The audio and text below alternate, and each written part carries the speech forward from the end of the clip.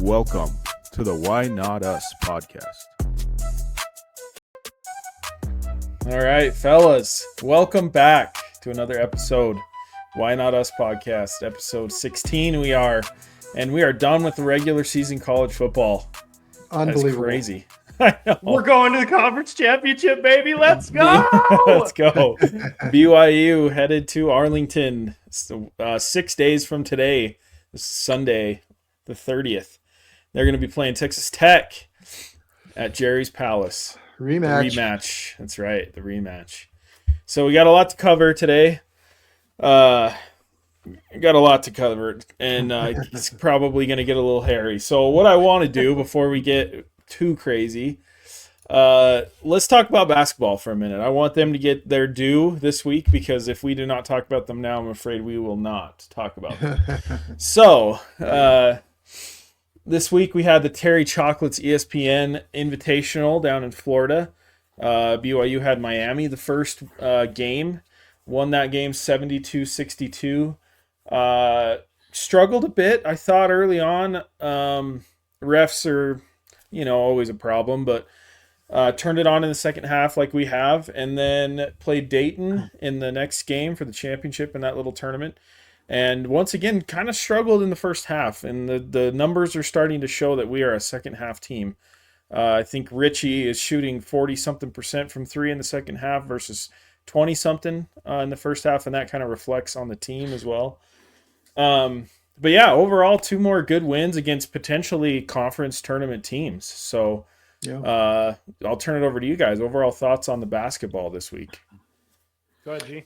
Yeah, I thought it was appropriate that the Miami game looked a lot like a football game in the first half, so that was appropriate with the officiating.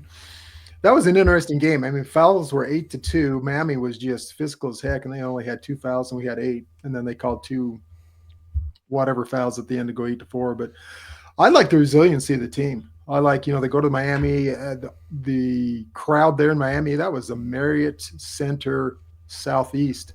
Yes, I mean, it was 90% BYU fans, which was awesome to rocking it there. But yeah, second half team. I mean, I'm okay with being a second half team if we're within 2 or 3 points at halftime, because we are just absolutely crushing people in the second half. I'd like to see us do a little better in the first half. If we ever play a complete game, I think it looks more like a Wisconsin game, even though we didn't play a great first half there, but not a horrible one. Dayton shot the lights out in the first half. Yes, they did. Good defensive adjustment second half to go over the screen instead of under.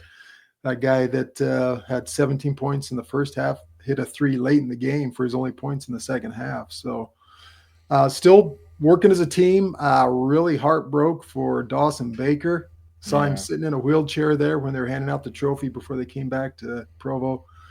That's a blow. He was playing some quality ball. He was a huge part of our team. His name doesn't get mentioned much, but he was a huge part of the team. But they're gelling. I mean, we're only 7 games in, 7-1, 6-1 now. 7-1, I think. Yeah. What's your thoughts, Jace? Yeah, I mean, I think the recipe for success, especially in AJ's case, is going to be quickly identifying how the refs are going to call the game, and then basing the way that you play off of that. A good couple examples is like in the Wisconsin game, I felt like AJ was getting all the calls that he needed. It was a physical game, but he was driving, and then he was going to the free throw line. Versus in this tournament in particular, it seemed like the refs were going to let the boys play.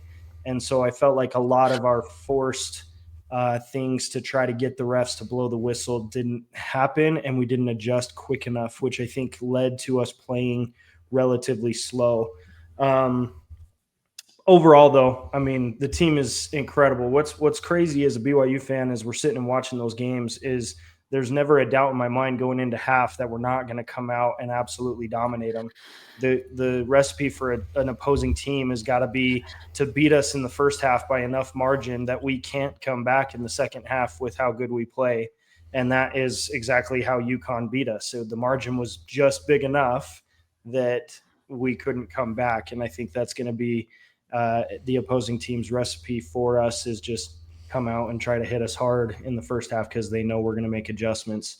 The last thing is I would like to see Kevin make quicker adjustments if possible so that we don't allow a single player to get 17 points, 5 3-pointers in a first half.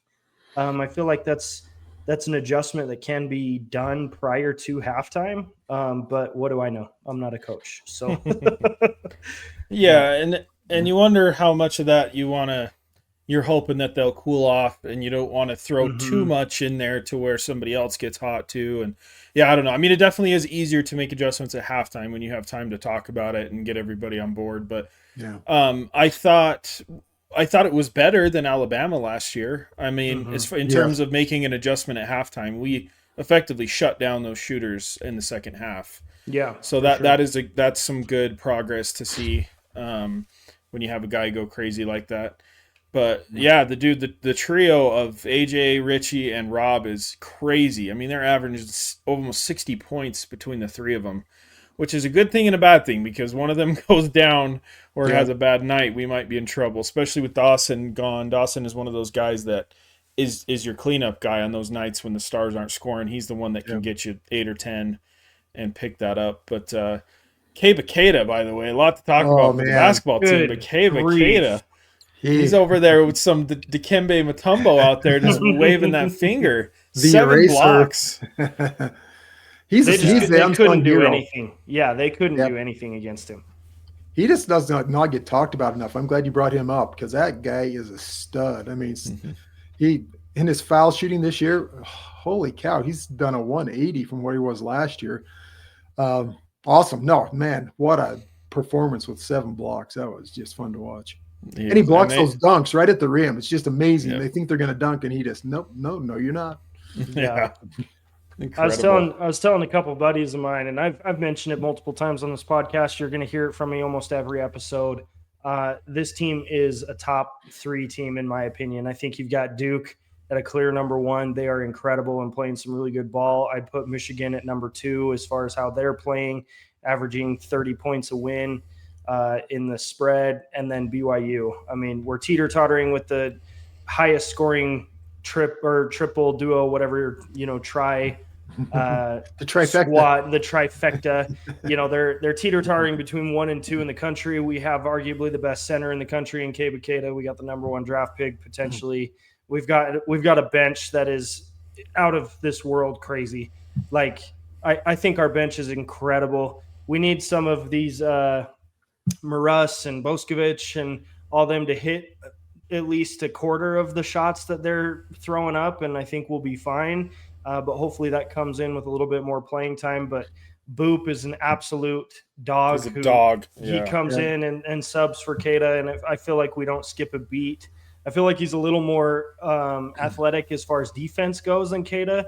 Keita's good at like the rim and contesting there, but you see Boop out on the freaking 3-point line contesting, and we are a really, really, really good basketball team. Yeah. No, I agree. And I think some of those guys like Maras and some of the guys off the bench that are your 3-point shooters, once they get into the flow and probably see some more minutes with Dawson out, I imagine we'll see some different lineups. And if those guys can start getting hot, I mean, you're getting to a point where who do you defend? I mean, you got Rob, Richie, AJ, a couple shooters that can come in and out, and Keita. Davis balled out. Holy cow. Yes. Oh, yeah. Not even to mention Kennard Davis being back. Like, yeah, they're deadly. So I'm excited. I mean, like you said, UConn, I mean, our only loss is to the 3rd team in the country by 2 points in a game that we could have won. So with the second half, that was incredible. So I'm right there with you. I think we're top 5. No, yeah, performance, and it's only up from here. Yeah, because that Diamande, I think, is the other one that's. I think he's got huge upside. I mean, he plays great defense. Is very quick and athletic, and he's got a pretty good shot. I think one of the things like with Russ is the guy from was it Idaho? Yeah, Maras. Yeah. Left out the M. You're playing at the U of I. No disrespect to the U of I, but what he's playing now is about 10 times faster and more competitive than what he was playing there. And I think he hasn't caught up with the speed of the game yet, because his shot just look rushed when he shoots it. He doesn't look like he's shooting a relaxed shot. The form looks good, everything looks good, but he's rushing it. And so to your point, Houston, I think when he gets into the flow and gets a little more time and gets caught up to the speed of the game, he'll start hitting some threes. Yeah. No, I agree. Um, yeah, you mentioned Mihailo again, Boskovic. We'll see what kind of his role becomes. He may be more of a role down the stretch when Keita is, in foul trouble or Boop or both or something like that. And he tends to be a guy that can come in and just throw his body around. It seems like sometimes when we just need a physical presence, we put Mihailo in, and he's not afraid to go body those guys down low in the block and play defense. And so, which is needed. I just don't want it to yeah. come at the cost of him hucking up 6 3-pointers and missing them all. Like he's got to make a couple of those, and I know he's capable of doing it. But yeah, if we're gonna use him for that role, he needs to stick to that role or make those shots. Yeah, agreed. Yeah. So. It's so tough, putting myself back in my glory days, Uncle Rico, back when I was playing ball. When you don't play a lot and you don't get the rhythm shooting, and so Mihailo, he's one game he doesn't play 1 minute, and the next game he's playing 12. So it's tough as a shooter to come in cold off the bench. You just mentally have to be ready to go. And I think he'll get there. He did last year. I mean, he was like non-existent for us, and all of a sudden there are 4 or 5 games. If we don't have that dude, we lose. Yeah. I mean, he came out and just balled out. So I think the thing I love about him is he knows his role on the team, and he goes out and plays hard no matter if he's not playing or he's getting 2 minutes or 20 minutes. So that's what I love about him. He's a good team player. Yeah, and we'll probably need that as we move into the Big 12 play when things get a little deeper and it's, you're playing back-to-back Texas Tech, Arizona type weeks. Yeah. That'll be difficult. But, yeah, super excited for the basketball team. The upside is, amazing. They look great. Yeah. And if, don't know what the rest of the whole regular or pre-conference schedule is, but good chance we go into Big 12 play with 1 loss, which is crazy considering the schedule we've had. Yeah. So very impressive. This week's schedule pretty light. Obviously, we put it on the Cal Baptist at the Delta Center. If I remember right, it's at the Delta Center because there's some event going on at the Marriott Center, and they couldn't get the Marriott Center. But next week we play in the Jimmy V Classic. We'll talk about that later on. But that'll be another fun tournament. So some good teams there. Yes, it'd be great. Yeah, it'll be good for the boys to rest up this week a little bit. Yeah. You take every team seriously. I'm not saying we're going to roll over Cal, even though we're going to roll over Cal Baptist. But, it'll be good for the boys to rest up, get Keita healthy. Obviously, got to switch some things up with Dawson being gone in practice and get a new flow going there. So it'll be good for us. Yep. Yeah, and I don't think Keita is still 100%. He just didn't look – played sparingly. So to your point, Jace, this is a good week to get everybody healthy again, to start making a run into December, get ready for conference play. Yep. Yeah, it'll be good. And the other thing, what was the other thing I was going to say? Anyway, just excited for basketball. They're looking good. Oh, I was going to say, the tournament there, beating Miami and Dayton back-to-back, kind of a nice precursor to a potential tournament type schedule where you're going to have to play potentially back-to-back or one day in between, and you're going to have good competition both times. So good practice for that early. Anyway, well, I'm glad we got to talk about the basketball boys because they're doing great, and I do not want this podcast to overshadow them, however it may. And all right. So here we are, end of the regular season. BYU beat UCF this week, 41-21 at home. Good win. Went down 14 early, which is pretty much how it goes. I sent out my weekly "we're going to lose this game" text, to which we scored 31 unanswered. So that has worked 11 times this year. And interestingly do it enough, next week then. the one week that I didn't do it because I was actually confident we would compete was against Texas Tech. So I just need to lose my confidence early on. I will be looking for that text on Saturday, and I fully expect that text. Yes. So anyway, here we are. BYU 11-1. They're number 11 in the playoff. Don't expect that to change on Tuesday as we head into conference championship play against Texas Tech. So I know there's a lot of emotion in the room. I will let you guys go ahead first, and then I will chime in with my 2 cents. Why don't we go ahead, Dad? Let's send to you. Let's get the ball rolling, and then Jace is going to take us there. Okay. Well, and I want to start off just to kind of wrap up the season with UCF. I was down at the game in the stadium. 11 o'clock start time. At 10:30, the stadium was half empty. It was Thanksgiving weekend. The Rock never did totally fill up, but by the time the game started, the stands were pretty much full. And I think our players, it was senior day. Senior day is such an emotional day. I actually kind of hate it because you're distracted from the game. So the 14-0 start did surprise me. However, I think I attribute it to, I think the team was kind of like the stands, slow to get going and filling up. And once they got going, they rolled. And that narrative going to the college football playoff talk. So instead of the narrative getting spun to the positive of BYU got down 14 and scored 31 straight points, I saw something out there from one of the ESPN homies that like to hate on BYU. That they go out and struggle early, 14-0 against UCF, and a team that, and I'm just like going, okay, you can spin that however you want. So their spin or her spin on it was, which she's been negative every time I've seen anything. Greg Rubella shared it. It's just they spin it all. It's always negative. There's nothing positive about BYU. No matter what we do, we have a win over a 10-2 Utah team. We have a win over a 9-3 Arizona team. UCF, I think they didn't make their conference championship game, but they're 8-3. Let's just go on down the list. We've played or beaten like 5 or 6 bowl eligible teams. Arizona's now ranked in the top 25. They were 25 or 20. They were 25 last week, and Arizona State was 20. Moving up. They'll be moving up. So we have 2 ranked wins.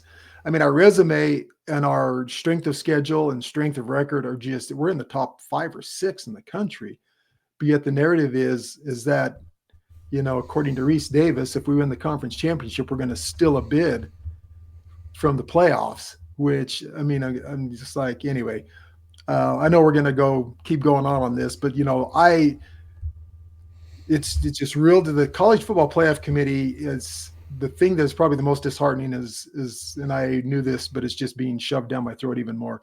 It's not about getting the best 12 teams in the playoff. It's not even about getting the most exciting playoff team. It's all about money and about ESPN and SEC are synonymous in bed with one another. And it's all about the money and how much money can we make. And it has nothing to do with the product out on the field. And it's really disheartening when you have a team like a BYU that's 11-1 and it's BYU is just a prime example. And we're talking BYU and that's what we're going to focus on. But what's the next team that's going to get hosed like that? Wasn't it Miami a couple of years ago that was 13-0 or 12-0, and because their quarterback got hurt, they left them out of the playoff? Florida State. Yeah. I mean, come on. What kind of crap is that? So if that holds true, Ole Miss should not be in the playoffs now because Lane Kiffin is going to LSU. He's already boarded the plane and he's left the team.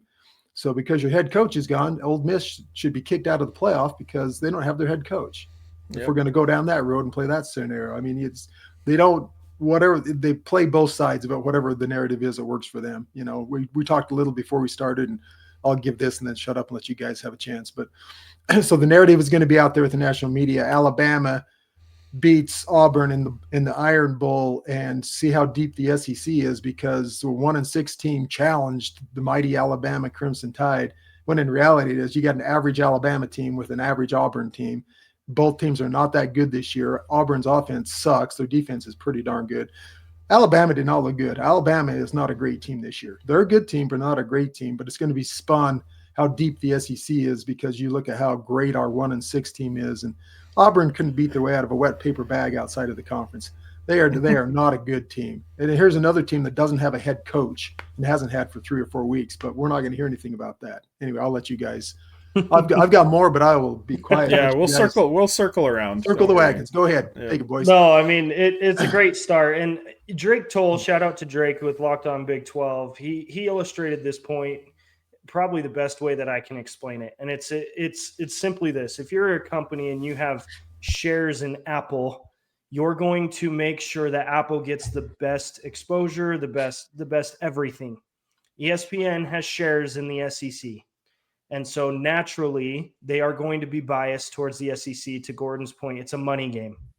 And it's blatant against not only BYU, like we feel it as BYU fans, but it's against the Big 12 in general. Yep. And a couple of graphics that came up, during some of these games that we're watching is, here's who's just barely out. Here's who's on the hunt. And they went 10th, or they went 9th, 10th, 13th, 14th, and 15th. They deliberately skipped BYU and Utah and didn't include them in that so-called hunt. And they're illustrating, naturally enough, that it's all these other teams, 3/4 of them are SEC teams. So that's problem number one, is they're operating under this lens of we need to do everything we can to paint this picture that SEC deserves to be in there. And then you have an example like Texas, who goes and beats a top 3 team, which that deserves some credit. That's an incredible win. But the problem is they have 3 losses, 3 losses, right? 3 losses. Yep. So they have 3 losses, and the picture that they now are forcing themselves to paint is that losses are rewarded better than wins when compared to other teams. BYU's wins are more detrimental to their strength of schedule or their resume than Texas's losses. But at the same time, Texas has a point. You're going to incentivize people to not schedule heavy if you're going to go up against people that play cupcake teams and have a pretty win to loss ratio.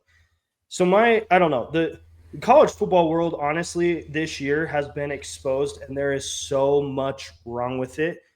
Even outside of the college football playoff, I could go off on the coaching stuff, the transfer portal, how all of the college football world needs a dramatic shift in regulations and rules, and the college football playoff is just one of them that is a problem.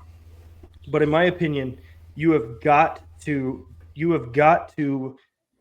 punish those who don't play anybody. Texas A&M has not played anybody this year. Amen, brother. And the one team that they've played that actually was decent, they lost to. And they're still going to be a top 5 team in the country. That is crazy to me. Notre Dame should not be in the top 10. They have played nobody. Their only good win is against USC. The rest is who they lost to and how close it was. It is absolutely ridiculous. Alabama is almost a 3-loss team, a 2-loss team who has played nobody. And so we've got to make this shift to start incentivizing good strength of schedule and rewarding those who schedule good teams, and to reward wins regardless of who it is or how what the margin is. I get that BYU's resume, when you look at a Colorado game, it doesn't look good, and the natural person's going to look at that and be like, oh, is BYU really that good? But then you look at the whole schedule and the whole resume. To Gordon's point, we've got 6 teams that are bowl eligible. 2 of them, if not 3 of them, were in the top 25 at one point, and the only team that we've lost to is now in the top 5. That is a resume that supersedes an Oregon, a Notre Dame, or whatever. The problem is they're painting this picture, and the metrics change based on their narrative every week, every year. Boise State got a freaking bye last year. They played absolutely nobody, got their G5 schedule in. Their biggest win was a loss to Oregon, and they got a bye. That is absolutely crazy to me. And then you've got a Power 4 team who has the same record, 11-1, and is going to be out of the college football playoff. No injuries, no coaching changes, no nothing. A Power 4 team is going to be out of the college football playoff potentially. The metrics change every year, every week, based on the narrative, and it's ridiculous. Yeah, I agree. I couldn't agree more. Everything you guys have said is spot on. And in years past, and maybe even last year when we were vying for an at-large playoff spot, there's probably an argument to be made that we don't deserve it last year. But this year, I just don't. There's no way that we don't deserve to be in the playoff. There's no metric. There's no explanation. There's nothing you can come up with on paper that would say that this team with this resume deserves to not be in the playoff. And so that brings me to the question, and the question becomes are we still fighting? We're still fighting college football as BYU since the 80s and the 90s. I mean, you win a national championship in 1984, and I know I'm going to sound like a conspiracy theorist here, but it's starting to play out. So 41 years ago, you win a national title. And immediately after that, 5 years later, there's a Bowl Alliance, and then there's a BCS, and there's all these associations put in place to prevent a team from the WAC, then the Western Athletic Conference, from winning a national championship or competing at the highest level, because that is not what we want. We want our teams to be in. We want them to have the money. Speaking of, the SEC or the Big Ten or even the Big 12 back then when they were part of that. And you fast forward to now, and you have a team who, if you take away the logo, if you put Notre Dame's logo in front of BYU with our resume, we would be we'd be the number 4 team in the country right now. Yep. No question. Without question. No question. Yep. If you took Alabama and put their resume and put our resume with the Alabama logo next to it, we'd be number 2 in the country. There's no arguing that, because they're doing it now. There's teams with more losses than us that have a lower strength of resume, lower strength of record, because we are top 5 in the country in strength of resume and record. All the teams in front of us have a worse resume and record than us. So the question becomes, is the logo in front of the team the problem? And I think it is irrefutably yes, that is the problem.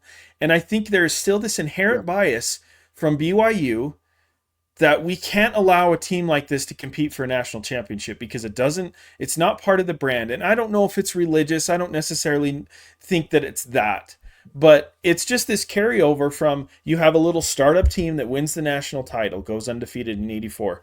Fast forward 20 years and you have Lavelle Edwards testifying in front of the Senate that the current college football setup is unfair and biased towards everyone else in the college football world. And it makes me wonder if that just doesn't piss everybody off, piss the SEC off and the good old boys in the South that want to hang on to their college football.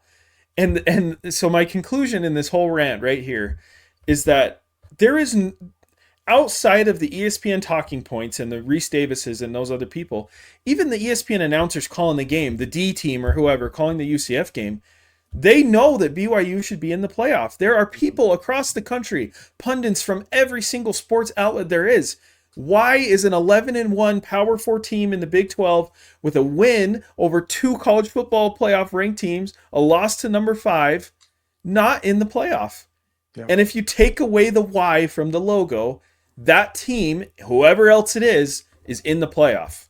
Yep. And so I'm just here to say it's bias against BYU, period, plain and simple. And you can call me crazy, but the numbers show it. Amen. You're 100% correct. So, let's throw a little more evidence out there. Before I do that, the Provo Dave, shout out to him. Dave Portnoy, going to bat. RG3, he's been high on us all year. He always puts out his rankings. We're always in his top 10. We're 6 or 7 or 8 in there somewhere with him. I think his rankings I think are spot on. I look at his and I go, RG3 has got it correct. What he has should be what it should be. So here's another great example. Kansas State, Utah game. Utah should have lost that game, but they come back and miraculously win it because Kansas State hands it to them. Utah drops 2 spots in the playoff rankings after winning to an average team. Are they going to drop Alabama 2 spots this week after they lose or win to an average Auburn team? Are they going to drop Oklahoma 2 spots after they lose to an LSU team that doesn't have a coach? Texas A&M is going to drop 1 spot, maybe 2. And they lost. You go on down the list. If you're going to be consistent with the way you're going to drop a team for losing to an average team, then Alabama and Oklahoma should both drop 2 spots, just like they did to Utah when they won a game against an average Kansas State team. But it just doesn't apply. It only applies to the SEC. So, no, Houston, I think you're 100% correct. The bias against BYU is just absolutely infuriating. And I'm having a hard time even being on social media because it just infuriates me all the more. The more I see out there, because the evidence points to we are top, probably, I'm going to say probably 7 in the top 7. But we're at least top 10. We're playoff material. Yes. But you've got this stupid college football playoff committee that's going to sit in this room and, they didn't look good against Texas Tech. I'm like going, okay, so that's your logic. You're going to know everything else. And going back, let's go back to Texas. Was it Florida or Florida State that they lost to? Florida. 3-6 Florida team. And Sark, and I love Sark, but Sark, shut up, buddy. Your team does not deserve to be in the playoffs. You lost to a 3-6 Florida team. Beat Florida, and you might have an argument, but you lost. If they beat Florida, they're in. No question. What argument last year against us? You lost to a Kansas team that was an average Kansas team. 3-6, by the way, Kansas. So, let's spin this around, Texas. You didn't win the game, Sark. I'm sorry, buddy. You're out. You win the game, and you've got a leg to stand on. You didn't win the game, so shut up, and you're out. Don't even. It's not an injustice. It's fair that you're not in the playoff. And the thing that's going to frustrate me even more is, and I know this is just us spinning our tires here, but the Texas A&Ms and even the Ole Misses, they have all these wins that look great in the SEC because they're SEC wins. Texas A&M, the first bowl-eligible team they played in the SEC was Texas. And they lost. I mean, they just, yeah. 2-4 loss, wasn't it? Yes. It wasn't Texas, like it was Texas dominated them. So when you're beating the likes of Mississippi State, and you're beating the likes of LSU, who's in the bottom, or Auburn, who's in the bottom, or South Carolina, who's in the bottom. I mean, I could go on and on. These teams that are they're just not good. Yeah. But that's their resume builders. We won all these SEC games. We played. I'm trying to think down the list of the Big 12 right now. We played the top half of the conference, and outside of Texas Tech, we beat all of them, and almost all of them on the road outside of Utah. We played our toughest games on the road to the best teams in the Big 12, and we beat all of them except Texas Tech. Yep. Anyway. And the crappy part is this, right? So I was going back and forth with this pod because at the end of the day, I want to be celebratory today. I want to be celebratory about this weekend. I want to be celebratory about this season. We are accomplishing some incredible things at BYU. But to Houston's point, when you're going up against a system that is against you, 100% against you, it makes things very, very frustrating because now we're back to Independence days where the only way that we are going to get some sort of respect is to go undefeated, which then alludes back to Kalani's point, which is why he doesn't care about style points. Maybe he knows that there's absolutely nothing he can do to win these guys over. Even if we won every game by 50 points, there's still going to be an inherent bias against us because of the logo. Yep. So my hope is this. Yep. We go in, we win the conference championship, and we force the committee to take two Big 12 Big 12 teams. Because there's no way that if we go in and win that they keep Texas Tech out of it. That would cause an absolute uproar. And so go win that game. That is the solution to all our problems. But on the flip side, giving credit to Texas Tech, they already beat us. They're really, really, really good. This is going to be an incredibly hard game. And so the reason BYU fans are acting the way that they are, and honestly the rest of the country, is they've already predetermined that we're out if we lose. And so that's the biggest problem. Last year, they didn't punish a team who made it to the conference championship game and lost. I think it was SMU. Two-loss SMU. Yeah, two-loss SMU from the ACC makes it in because the narrative was we don't want to punish someone for going to the conference championship game because then the question is why go? What are you playing for at that point? Exactly. And so we've solved that narrative, but they're going to change it because of BYU, and they're going to allow a 10-3 Alabama team who's going to get their butts handed to them by Georgia to still make it into the college football playoff after they lose the SEC championship. And that's what's going to piss me off the most. You're going to have a 3-loss SEC team, potentially another one in Texas if you're going to try to spin your narrative. You're going to have 2 3-loss SEC teams in the college football playoff because of your bias, and it is disgusting. Yeah. And it devalues the whole regular season. Why even play the regular season? If you're going to put your whole freaking conference in the college football playoff, why even do it? Number one, I can tell you right now, if there is a matchup, SEC in the college football playoff, I'm not watching the game. I don't freaking give a rat's butt about the SEC. I'm so sick of their narrative, but quite honestly, this year their football is not fun to watch.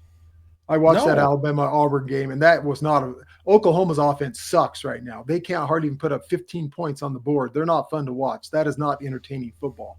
They are not quality teams, but you're going to put a bunch of them in there to try to, what is there, 16 SEC teams? Do they have 18? They have 18, I think. 18, and you want to get 7 of the 18 in there is what they're arguing for.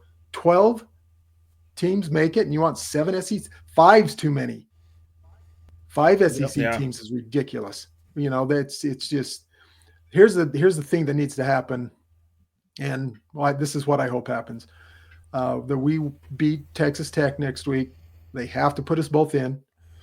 But because to your point, if Alabama goes and gets their butts kicked by Georgia, if you're going to hold to this, your conference championship games aren't going to hurt you, then you can't leave Alabama in there and not put BYU in there, and you just contradict yourself. So BYU win, you've got to leave Texas Tech in there because they're number 5. There's no way you can drop. You can't punish a team for losing the conference championship game, to my point here. And you can't drop them 6 spots for losing if you're not going to punish them. You put 2 Big 12 teams in there, and then we just freaking have to win.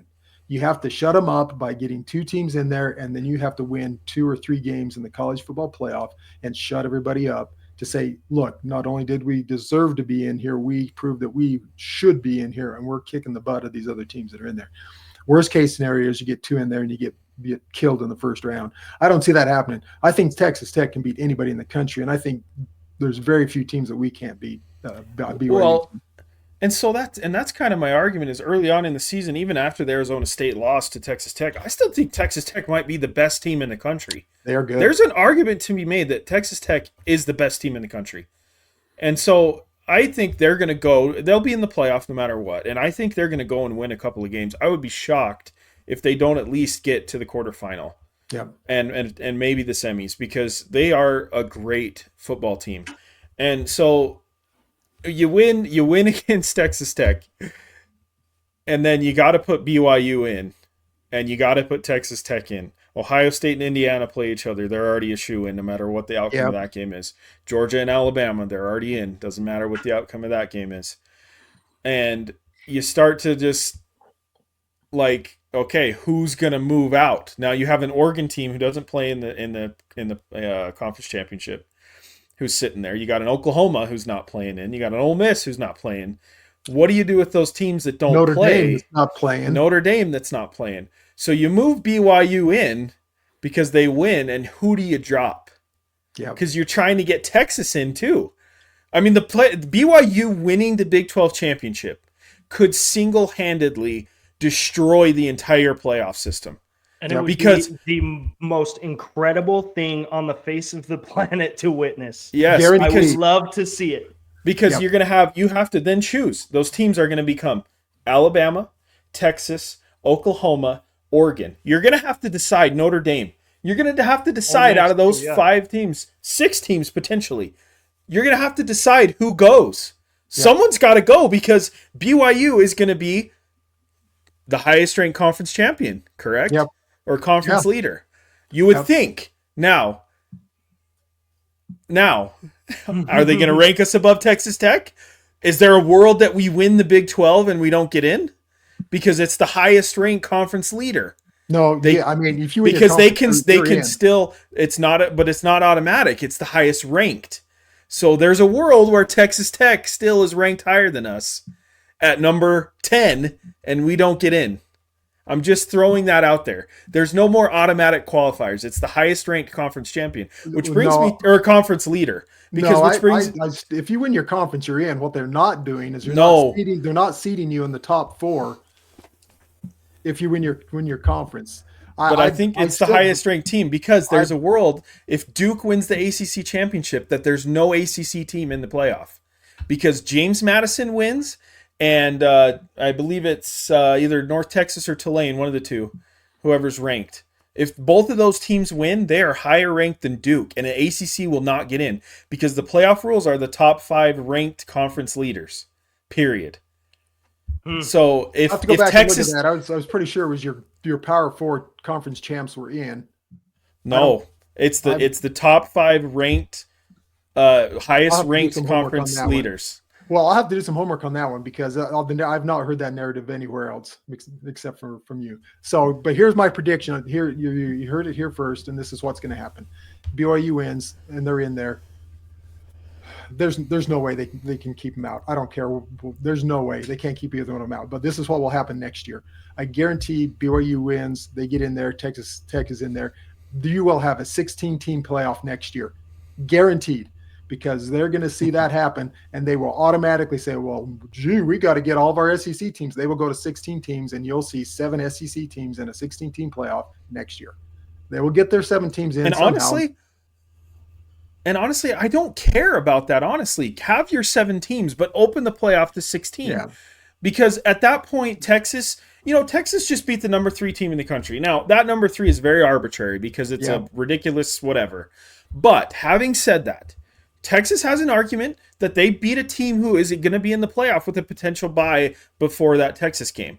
So there is a world where Texas probably deserves a shot. Utah deserves a shot.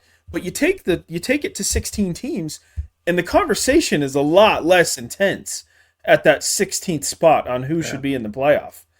And so I hate to say it, and so I will say this on the BYU Texas Tech game. BYU holds the future of the college football playoff in their hands this week, unfortunately. Yeah. What if they win this game, they will turn the playoff upside down. Let it be motivation. And I hope it is. And this is my concern, and this is where I need my boys here to back me up and lift me up here. Because I just have serious doubts that this coaching staff and this team can mentally be in the right place to get up for this game. They've played great throughout the season. They've come back and won some games. But I really think that we're athletically more dominant than most of the Big 12. And so we have the luxury of going down and coming back and winning those games. The way we played at Texas Tech off of a whole week off to get ready for that game makes me extremely concerned about, number one, Aaron Roderick's play calling in a huge game when he needs to throw the playbook out the window and adjust to what's happening on the field, because he has failed to do that in big games that matter, I should say. And number two, I just have my concerns about the whole entire coaching staff making sure this team is mentally prepared to play a game like this. And those are my 2 concerns. I think we match up physically. I think we match up athletically. That edge that Texas Tech has been playing with when they beat West Virginia 49-0, and we give up 14 points to UCF. We have to change something. This game right here could be the biggest game in college football history as we know it, in terms of what it might do to the playoff when they have to exclude an SEC team with 2 losses, potentially. Well, so I will say one thing first, Houston, on that one is remember the Alamo. Yeah, I know, but the Alamo Bowl doesn't mean anything. It's not. Yes, it does, because you're saying our coaches can't get our guys ready. I disagree. Our coaches can get our guys ready because they got them ready. That whole Alamo Bowl was all about Neon Deion. You guys can't, just like they're saying about right now, we're a 13.5-point dog going into Texas Tech this week for the conference championship game. Same rhetoric. It's all about Texas Tech. Texas Tech is this. Texas Tech's that. BYU is a 13-point underdog. You guys you're not good enough to be in the college football playoff. It's the same exact rhetoric. We don't have 3 weeks to prepare, but we've already played them once. We had 2 weeks. Now this is 3 weeks to prepare. I think our coaches are good enough. I think Jay Hill and Aaron Roderick are good enough. The second time around, we'll make those adjustments. Now, here's the key that you got to remember. We had 3 turnovers. The air went out of the BYU sideline when Parker Kingston fumbled that punt. If he catches that punt and even returns it for 20 yards, I think the game turns out a little bit different than it does. Quite a bit different, actually. You have 2 other turnovers. You have 3 or 4 drop passes. LJ Martin is playing on one good shoulder. He's about 50%. We couldn't run the ball because LJ couldn't run the ball. I just think it was just the perfect storm. And Parker Kingston's word, he says, I believe we gave too much respect to Texas Tech the first time we played them. I agree 100%. I think Aaron Roderick's play calling was based on giving that team too much respect and limiting the play calling, thinking what could happen if those ends got loose. Caution to the wind, boy. You just go out and open up the playbook and you just run your playbook and you tell your guys you got to man up and block those boys. And if you get beat, you get beat, but you go out and you play the game and don't be cautious. So that is one thing I will agree with you, Houston. I believe that Aaron Roderick was too conservative based on what he thought Texas Tech could do to us instead of just running his freaking offense. Just run the offense. If they beat us, great. But at least we get beat doing our stuff and not being conservative and playing not to lose instead of playing to win. I got a couple points for you, Houston. Okay. Point number 1. Oh, jeez. I have been to roughly 20-ish BYU games in my lifetime. If we're going off of 20, and it's probably somewhere around the 18 to 20, I am 19-1 in games that I've attended. I'm going to Arlington and we're going to win. The only game that I have been to where we lost was the blackout game with you guys against Oregon State when we introduced the first blackout jerseys BYU ever wore. Ooh, that's a flashback. Yeah. That was a flashback, man. So, joking aside, to Gordon's point, we had some very key mistakes that changed the course of that Texas Tech game. And that happens in every football game, it seems like. But it does give us hope to know that our defense held them to 5 field goals and only 14 points. And one of those touchdowns was in garbage time. So really, in my opinion, we only gave up 1 actual touchdown, then 5 field goals. Our defense played really well considering they were on the field a lot more than what they should have. To Houston's concern, and to what Gordon has mentioned already, we have got to be very aggressive on offense. I do not want to see horizontal screens. I do not want to see the QB draw. It seems like teams are catching up on that. We've got to adjust. I mean, it's not just going to be a quick run by Bear anymore. We've got to go to passing. We've got to run LJ. We've got to do the things that work and not be conservative in our play calling. And I think that we will. And to Gordon's point, we are mere fans that are watching a football team. Their desire, their hope, their fuel is probably 10 times ours. They want to win this game. They know what is at stake. They know that there's potentially no college football playoff opportunity without them winning this game. They know that. Regardless of what they say, as far as they don't listen to the outside noise, that's a bunch of bull crap. They know it. They feel it.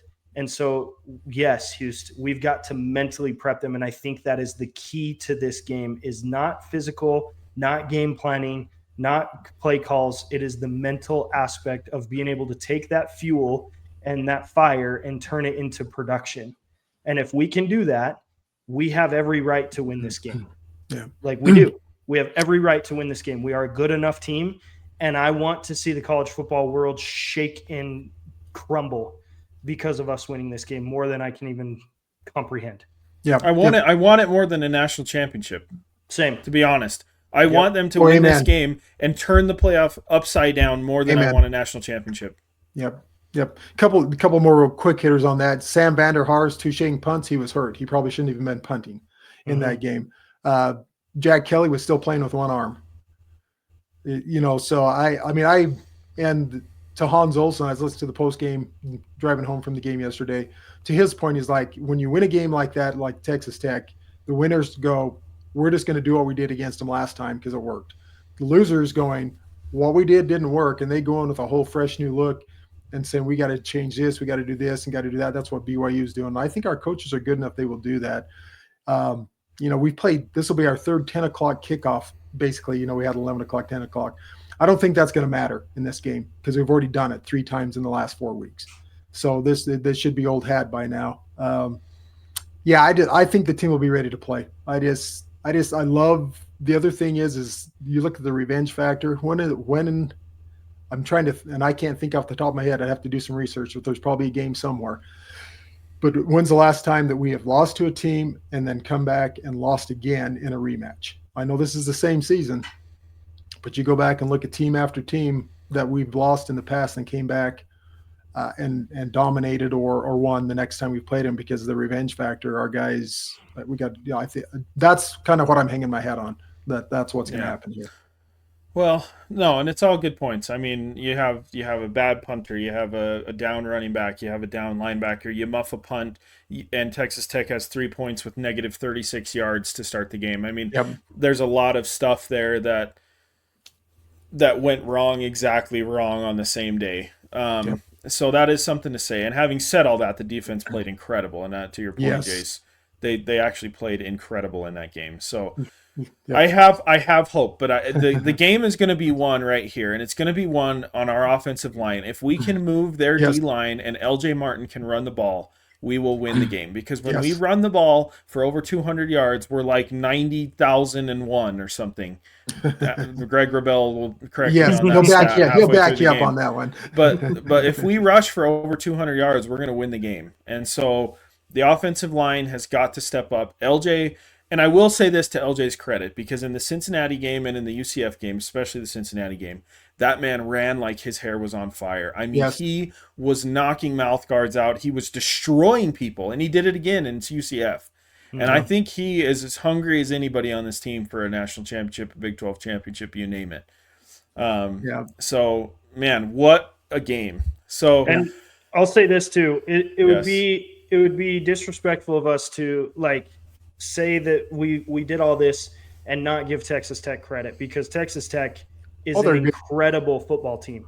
Like Yep. they are legit. Our hope is just to correct the things so that we have a chance. All of the things that we said, this is still going, even if we perform perfectly, this game is going to come down to the wire. Yep. Texas Tech is that good. BYU is that good. Both of these teams are incredible teams. I foresee this game being very, very, very close and very, very, like, it's going to be a bloodbath. Yeah. It's going to be so fun. Yeah. Yep.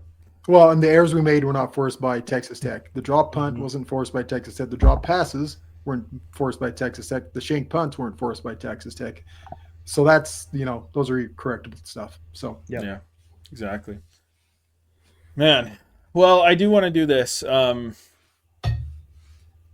do want to say this real quick. Just a perspective check. I put that in my notes today.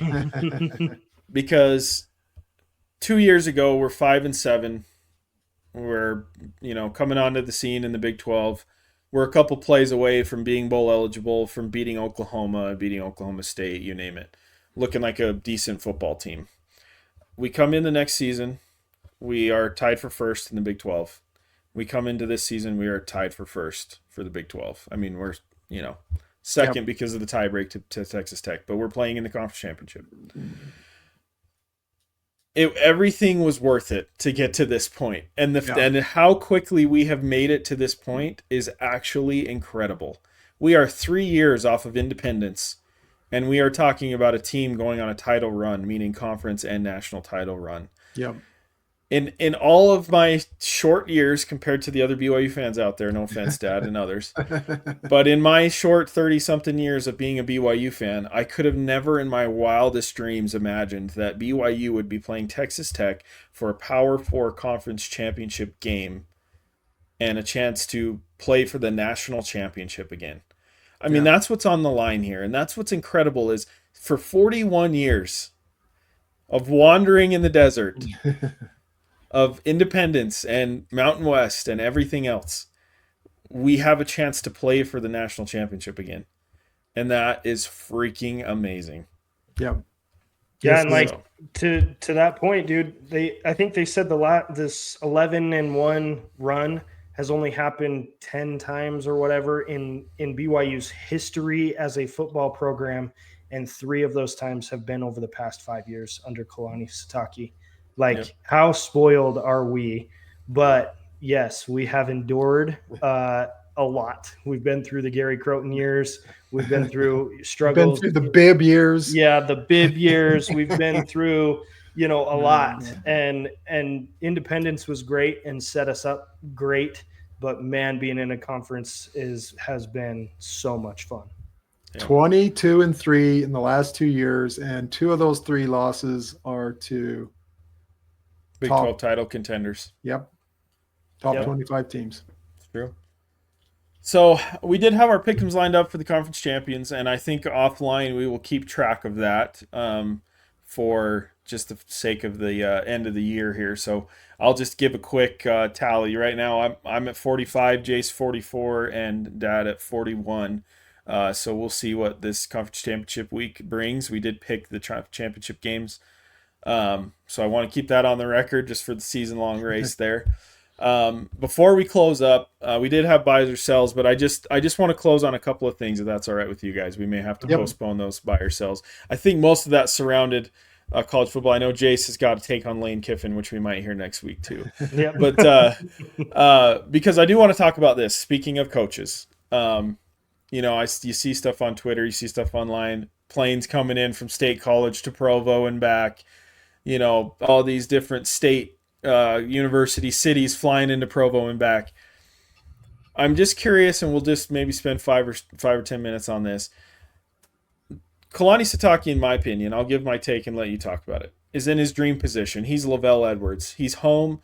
He's coaching the team that he loves, that he grew up in, and he couldn't imagine being anywhere else, no matter what the money is.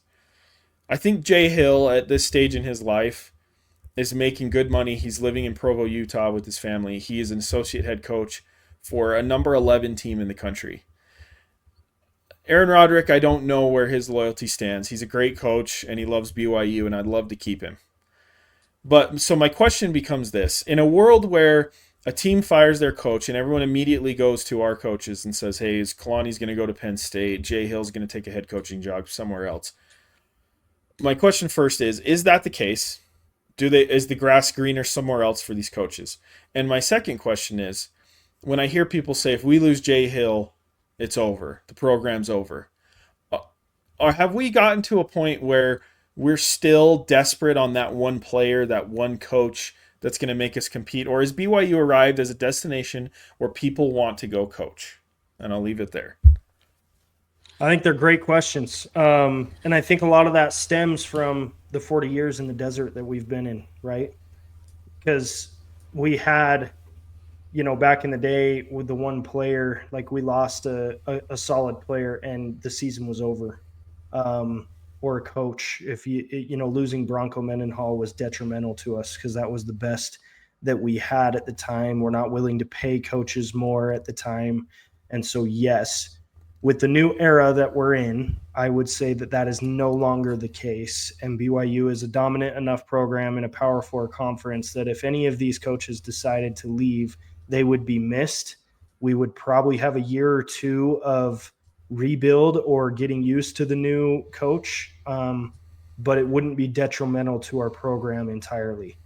To answer your question, in my opinion, and I have no idea about these coaches' lives. I've never met them, obviously. Like, I'm just a fan from the outside looking in, and Houston highlighted on a lot of it. If you would have asked me 10 years ago about Kalani, I would say, yeah, he'd leave for Penn State job immediately because he's still in the prime of his coaching years. He's looking for the status. He's looking for the upgrade. I don't think he's there now. I think, to your point, he's at his dream job. He's making good money. He's in his hometown playing for his alum or coaching for his alum. And setting, he's in legacy mode, not necessarily status mode. And I think he's leaving that legacy. To Jay Hill, same concept. He's been a head coach. He's moved up in the ranks and made it to the Power Four level, but life hit him square in the face last year. He had a heart attack. And so maybe change of perspective for him, respectfully. And so I think that keeping him would be, likely as well. Aaron Roderick, I think, is kind of in the same boat. I don't know if he has aspirations to be anything more than an offensive coordinator. I don't know him well enough, obviously, but he's pretty soft-spoken. But again, he's in the same boat. He's coaching for his alum. He played for us. And so, it's tough. It's tough. And how spoiled are we that the majority of our coaching staff is alumni who just love the Cougars and want to be there? Like, you could take Harvey Unga and have him go be a running backs coach at probably any team in the country, and he'd make probably a lot more money than what he's making at BYU. But he loves BYU. He loves Utah. We're family oriented. You get Sundays off, for crying out loud. I think we've got a coaching staff for the most part that loves where they're at, and if we keep seeing success, then we're just going to keep them. Yeah, I like it. Yeah. Dad? Well, let's go back about 4 weeks ago when there was Flight Tracker rumors about somebody flying down to Southern California to UCLA about the UCLA job. And now we've got flight tracker going back to Penn State. And my opinion on a lot of that is sometimes I think it's just people throwing crap out there to try to distract the team. Because when you throw that crap out on social media, if you're paying attention to it, then you got your players go, oh, is one of our coaches flying out to Penn State? Anyway, that's part of me. But I think Jason and you have, summarized it pretty good. I don't see Kalani could not take his coaching style anywhere else and have it work. The culture of BYU is the only place. The only place at BYU is where his coaching style is going to work. Penn State is not going to allow him to coach like that. They will not have the patience to allow him to coach like that. He will end up being a Brian Kelly. I hate to even say this because he's 1,000 times better than Brian Kelly. But you see these coaches, the Lane Kiffins, the Brian Kellys, and all these guys. What was the guy that just left Penn State that'd been there for a while? James Franklin. That's what would end up happening to any coach that goes to these programs at this time. Lane Kiffin, here's my prediction for Lane Kiffin at LSU. He'll be there 3 or 4 years. He'll get a contract buyout for $30 million and he'll be gone. He's not going to last. So with all that being said, let's come back to Kalani. I don't see Kalani leaving because I think he loves what he's doing. He knows this is his dream job. He says it over and over again. He's put his heart and soul into it, and I already said it, but I don't think his coaching philosophy works at any other university anywhere on the planet. So the team's bought in, the players are bought in. They've got a great thing going. Why would you want to leave that? If you're chasing dollars, possibly, but how long you going to hold that job at that other university, and are you going to move your family back to Penn State or wherever else it is? Now, there might be other coaches on the staff that are looking. We've got great coaches, and to me, it's a compliment to BYU's coaching staff that every time a coaching position comes open, that Kalani's name or some other name is thrown out there as a potential coach. That just means everybody thinks highly of our coaches, and we're a successful winning program. Yeah. So I think that's where all those rumors always come from. Any successful coach out there, something opens up, it's like, oh, hey, they're interested. Well, they might be interested. Doesn't mean he's interested in it. Yeah. Well, at some point in time, we're going to lose a coach. I mean, you got Gennaro Guilford, who's a great coach. I don't want to lose him. I don't want to lose him. The reason why our cornerbacks are so good are because of him. Amen. But that worries me because, outside of the coaching world, who even knows his name? Mm-hmm. I'm sure he's making good money, but again, the culture at BYU with the family environment, and it is stressful, but it's just different than the others. But so it's hard to say who would leave and who wouldn't. I feel pretty confident that our core coaching staff is going to be there for a while. I think so. Yeah, and I have no problem with them talking to these other universities. Like, it'd be foolish of us to get mad at Kalani or Jay Hill or anybody else who might potentially be talking to these other universities, because they got to do what's best for their family too. If I'm Kalani, I take what Penn State offers, and I'm going to Brian Santiago and saying, hey, here, what are you going to do to keep me? You should do that. That's you protecting your family. But with that being said, I don't see Kalani doing that in the middle of the season. Yeah. He's not a Lane Kiffin. It's contradictory to his whole personality and demeanor and his values and beliefs. He is not going to do that to his team. He's not flying to Penn State a week before the conference championship game to talk to Penn State officials. That's not, maybe they fly out here, to look at, but that's just not him. There's no world that he's out looking, even talking. Now, off season, somebody approaches him, like with Jace, I'm with you. I say, well, yeah, let's talk. And then at least you have an idea when you come back to your own university and say, well, this is what they're offering, where we at. I think Kalani's making bank. I'm sorry. Oh, with Big 12 and all of our BYU donors and NIL and everything, Kalani is not getting that man's probably making $7 or $8 million a year. I think Jay Hill's making $4 or $5 million.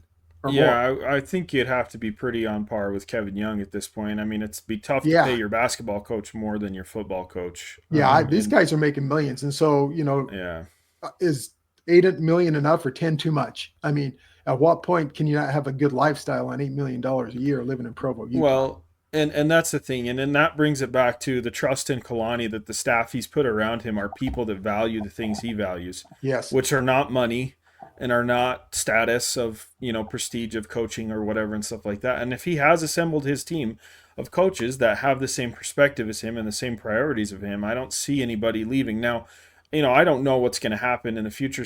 Coaches might leave. You just never know. But I just think that why isn't, and this is a problem with BYU fans in general, is we can't believe in ourselves, and we can't believe that BYU might be a destination for people.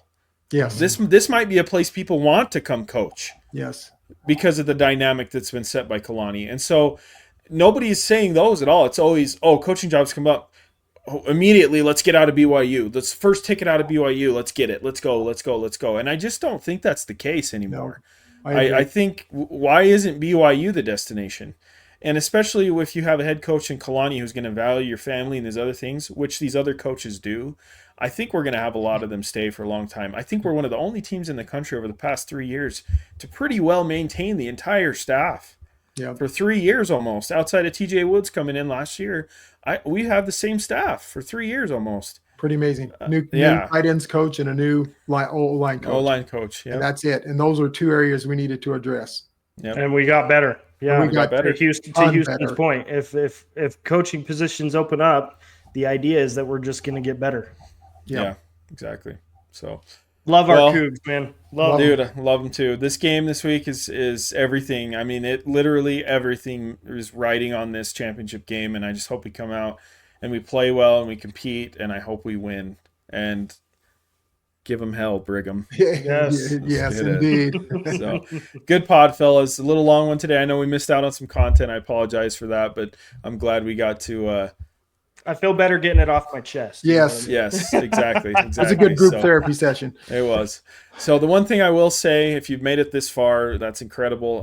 Thanks for everybody that does watch and stuff. But we got championship game. Hopefully we have a lot more football to talk. But in the meantime, either way, whether it's another bowl game or it's a playoff game, we're going to have a few weeks where we are all in basketball. We're going to have a lot of basketball coming up. We're going to move our pick'ems into that, move most of the conversation into basketball until we hit the bowl game time, whenever that is. And so I'm really looking forward to diving deep into the X's and O's of that and getting to know some basketball teams. So great pod, fellas. Great pod. Go Cougs, fellas. Go Cougs, man. Good luck this weekend, Cougs. Let's go. Let's go.